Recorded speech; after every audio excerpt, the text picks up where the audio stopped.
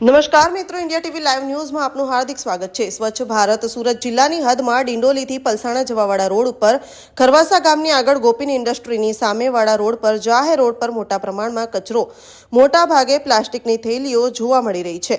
સરકારશ્રીના નિયમ મુજબ પ્લાસ્ટિકની થેલી ઉપર પ્રતિબંધ છે, તો તે છતાં પણ આ પ્લાસ્ટિકની થેલીઓ આવે છે ક્યાંથી, એ પણ તંત્ર સામે એક સવાલો ઊભા થયા છે। હવે મુદ્દાની વાત કરીએ તો ડિંડોલીથી લઈને પલસાણા મેઇન રોડ સુધી ગણી ન શકાય એટલી બધી સોસાયટીઓ નિર્માણ થઈ રહી છે, જેમાં ખરવાસા ગામની આગળ વીર રેસિડેન્સી, રાહી રેસિડેન્સી, એન્થમ સિટીમાં કેદારનાથ, બદ્રીનાથ, અમરનાથ, સોમનાથ, કૈલાશધામ, મણિપુરમ અને અન્ય સોસાયટીઓ આવેલ છે। આ જાહેર રોડ ઉપર કચરાનો નિકાલ ન થવાના કારણે દિવસે ને દિવસે કચરો વધતો જાય છે, તેમજ ઝેર સમાન પ્લાસ્ટિક ખાવા માટે પશુઓ પણ મજબૂર થઈ ગયા છે, જે આ વિડીયોમાં જોઈ શકો છો। આ કચરો જાહેર રોડ ઉપર હોવાના કારણે સુરતમાં વિઝિટ કરનાર બહારના લોકો પણ વિચારમાં પડી ગયા છે કે શું આ સ્વચ્છતામાં નંબર 1 સુરત જિલ્લો છે।